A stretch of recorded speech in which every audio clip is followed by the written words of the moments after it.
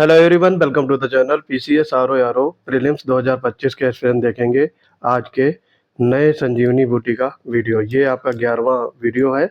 इससे पहले के वीडियो आपको चैनल पर अपलोड कर दिए गए हैं। चैनल को प्लेलिस्ट में जाकर के वो सारे वीडियो देख लेंगे। ये वीडियो आपके पीवाईक्यू और विभिन्न प्रतियोगी परीक्षाओं जैसे स्टेट पीसीएस या फिर बीईओ, आरओ और यूपीएससी से छांट करके चुनिंदा क्वेश्चंस लिए गए हैं।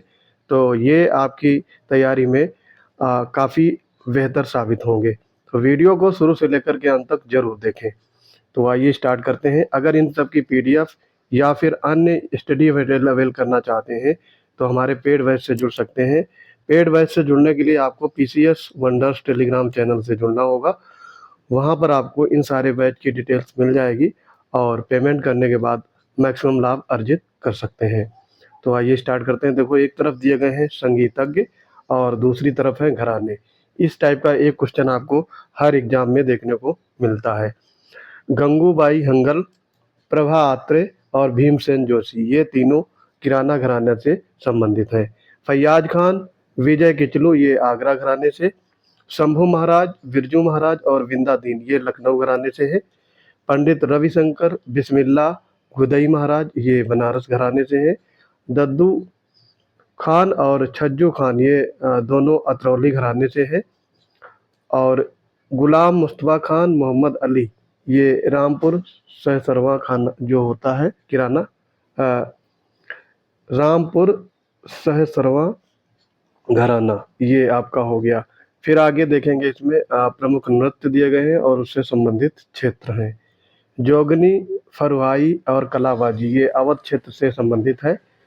झूला नृत्य, चरकुला, नरसिंह और कानरा, ये ब्रज क्षेत्र से संबंधित नृत्य हैं। दीप नृत्य, राई, पाई डंडा, धुरिया देवी, ये सारे बुंदेलखंड क्षेत्र से हैं। ये इसमें पाई डंडा आपका कई बार पूछा गया है, ठीक है, तो ये ध्यान रखेंगे। इसके अलावा कार्तिक, सोरा, कानरा और ख्याल, ये सारे आपके बुंदेलखंड क्षेत्र से संबंधित लोक नृत्य हैं। भारत का ग्रीनविच, ये कहा जाता है उज्जैन को। आगे है, देखो, पर्यटक स्थल दिए गए हैं और उससे संबंधित राज्य हैं। तो चक्राता, ये आपका उत्तर प्रदेश में है। हाफलांग असम में। कालिंपोंग, ये वेस्ट बंगाल में है। और कुफरी, ये आपका हिमाचल प्रदेश में। अब इसमें देखो एक चीज़ और है। साउथ से नॉर्थ में हम ये पहाड़ियाँ को लगाएंगे जो चोटियाँ हैं। तो साउथ से नॉर्थ, तो यहाँ पर डीजे एल के यानी धौलाधर श्रेणी, जास्कर श्रेणी, उसके बाद लद्दाख आएगा, फिर काराकोरम। तो ये साउथ से नॉर्थ है, यानी नीचे से जब ऊपर जाएंगे तो पहले धौलाधर पड़ेगा, फिर जास्कर, फिर लद्दाख और फिर काराकोरम। तो सबसे उत्तरी जो श्रेणी है, पर्वत श्रेणी, वो होती है आपकी काराकोरम। ये अगर ध्यान रहेगा तो हो सकता है कि ये आपके जो ऑर्डर है असेंडिंग या फिर डिसेंडिंग, इनमें आपको पहचानने में काफ़ी आसानी होगी। आगे इसमें देखेंगे, देखो, ईस्ट से वेस्ट यानी पूर्व से पश्चिम की तरफ हम लगाएंगे ये पर्वत श्रेणियों को। तो सबसे ईस्ट में यहाँ पे है कंचनजंगा, फिर एवरेस्ट, फिर अन्नपूर्णा और फिर धौलाधर। धौलाधर और तथा पीर पंजाल की श्रेणियाँ ये पड़ती हैं आपकी लघु हिमालय में, ये ध्यान रखेंगे। और सभी चारों भौतिक प्रदेशों का जो प्रतिनिधित्व करता है वो है आपका पश्चिम बंगाल। तो पश्चिम बंगाल में सभी चारों भौतिक प्रदेश पाए जाते हैं, ठीक है। आगे है, इसमें पर्वतीय स्थान दिए गए हैं और उसकी ऊंचाई समुद्र तल से, ये भी आपसे एग्जाम में पूछा गया है। तो शिमला की ऊंचाई है ये आपका 300 से 6000 मीटर तक। ऊटी, ये तमिलनाडु में है, 2240 मीटर ये ऊंचाई है इसकी। दार्जिलिंग की 2134 मीटर और मसूरी की 2000 मीटर, ये आपका ऊंचाई। इसका ऊंचाई का असेंडिंग या डिसेंडिंग ऑर्डर पूछा जा सकता है, तो इस तरीके से भी आपको ध्यान रखना है। फिर है, देखो, साउथ से नॉर्थ, दक्षिण से उत्तर की तरफ ये पर्वत श्रृंखला है, सतमाला, कैमूर, नागा और पीर पंजाल, ठीक है, ये ध्यान रखेंगे। फिर अगेन यहाँ पे देखो पूछा गया है नॉर्थ से साउथ। अब नॉर्थ से साउथ में चलेंगे तो सबसे पहले विंध्य आता है, फिर सतपुड़ा, महादेव पहाड़ियाँ, अजंता, बालाघाट, हरिश्चंद्र, ये हरिश्चंद्र आपका महाराष्ट्र में पड़ता है। नीलगिरी और अन्नामलाई।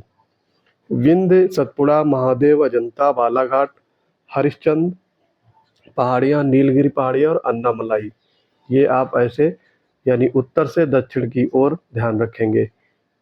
फिर है नॉर्थ से साउथ, फिर अगेन है ये देखो आपका है नल्लामलाई, जवादी, नीलगिरी और अन्नामलाई। ये आपका कई बार पूछा गया है। शॉर्ट फॉर्म में है NJNA, ये भी आप याद रख सकते हो। आगे इसमें है देखो फिर से दी गई है अरावली, ये आपका प्रोटेरोजोइक काल की है। पूर्वी घाट ये मेसोजोइक काल की है। दक्कन ट्रैप जो है ये क्रिटेशियस युग का है और हिमालय है ये सेनेजोइक काल का। तो ये आपके ये युग या काल याद रखेंगे। अरावली प्रोटेरोजोइक काल, पूर्वी घाट मेसोजोइक काल और दक्कन ट्रैप ये क्रिटेशियस युग और हिमालय ये सेनेजोइक काल। फिर है नॉर्थ से साउथ आप करेंगे। ये है नल्लामलाई, नीलगिरी, अन्नामलाई और कार्डामम। जो कार्डामम है ये इलायची की पहाड़ियाँ, ये सबसे साउथ में है। फिर है नॉर्थ से साउथ, ये नदियाँ आपको लगाना है झेलम, चेनाब, रावी और सतलज। इनका नॉर्थ से साउथ का ये क्रम है। अगेन नदियाँ हैं नॉर्थ से साउथ में ही इनको लगाना है श्योक नदी, जास्कर, स्पीति और सतलज। फिर है वेस्ट टू ईस्ट यानी पश्चिम से पूर्व की ओर तीस्ता नदी, संकोश। ये संकोश नदी ये है आपकी अरुणाचल प्रदेश से असम की तरफ बहती है। सुवर्णसिरी और दिबांग, लोहित, लोहित को खूनी नदी भी कहा जाता है। तो ये आपका हो गया पश्चिम से पूर्व का क्रम। फिर है आगे देखो ये दिया गया ईस्ट से वेस्ट यानी पूर्व से पश्चिम का क्रम है कोसी नदी, गंडक, घाघरा और गोमती। ये काफ़ी इंपॉर्टेंट है और कई बार पूछा गया है। कोसी, गंडक, घाघरा और गोमती। फिर आपका है पश्चिम से पूर्व का क्रम फिर पूछा गया है। तो यहाँ पर यमुना, घाघरा, सोन, गंडक और कोसी नदी। तो ये जो सोन नदी है ये आपकी गंगा नदी की सहायक नदी है। तो यमुना, घाघरा, सोन, गंडक और कोसी ये आपका पश्चिम से पूर्व का सही क्रम होगा। फिर आगे अगेन है देखो पश्चिम से पूर्व फिर क्रम पूछ रहा है और ये सारी जो नदियां हैं ये यमुना की सहायक नदी हैं। तो यहाँ पर चंबल, सिंध, बेतवा और केन ये आपका पश्चिम से पूर्व का सही क्रम होगा। फिर आगे है नदी है और उसकी सहायक नदियां दी गई हैं। तो गोदावरी नदी की सहायक नदी है पेनगंगा, करेक्ट है ये। महानदी की शिवनाथ, दामोदर की बराकर नदी और कावेरी की भवानी। तो ये आप सहायक नदियों के बारे में याद रखेंगे, बहुत बार पूछे गए हैं ये। फिर है ईस्ट से वेस्ट क्रम लगाना है पूर्व से पश्चिम की तरफ। तो तीस्ता है, कोसी नदी है, गंडक है और शारदा। तीस्ता, कोसी, गंडक और शारदा ये आपका पूर्व से पश्चिम क्रम है।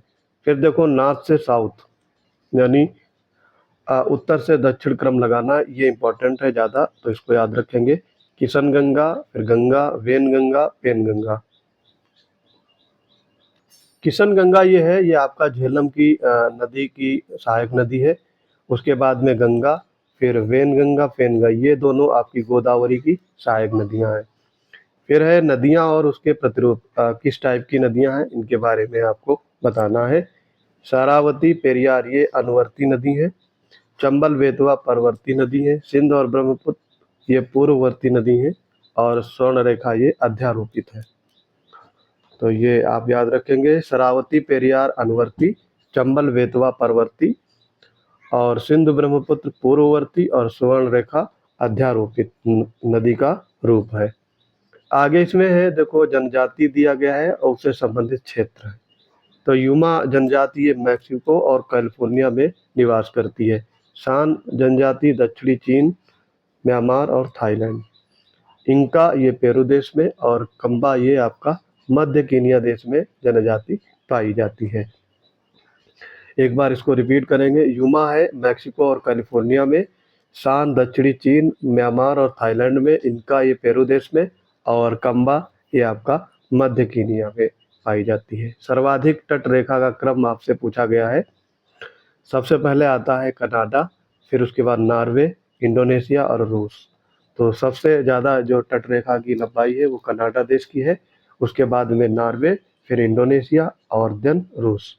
तो ये क्रम आपको याद रखना है। उष्णकटिबंधीय सदाबहार वर्षा वन के बारे में यहाँ पर विशेषताएं दी गई हैं। अमेजन कांगो दक्षिण पूर्व, ये आपका एरिया है जहाँ ये उष्णकटिबंधीय सदाबहार वन पाए जाते हैं। एशिया में इंडोनेशिया और न्यू गिनी, ठीक है।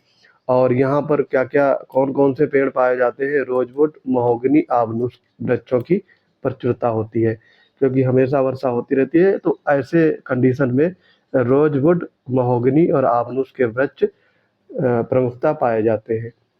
स्थानीय स्थानीय पवन है और क्षेत्र दिए गए हैं। तो गिबली है, गिबली पवन है, ये आपका लीबिया क्षेत्र में बहती है। बाइज है, ये आपका स्विट्जरलैंड में।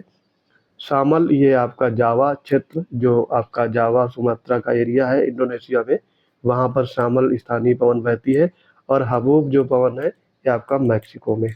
तो ये भी ध्यान रखना है। आगे इसमें देखेंगे लास्ट पॉइंट, रेशम की तरह सफ़ेद मेंग काफ़ी अधिक ऊंचाई यानी 10 से 15 किलोमीटर चक्रवातों के आगमन के पूर्व नभ में उभरते हैं। तो रेशम की तरह सफ़ेद मेंग काफ़ी अधिक ऊंचाई यानी 10 से 15 किलोमीटर की चक्रवातों के आगमन के पूर्व नभ में उभरते हैं। जैसे चक्रवात आने वाले होते हैं तो ये मेंग दिखाई देते हैं, ये पूर्व सूचक होते हैं चक्रवातों के।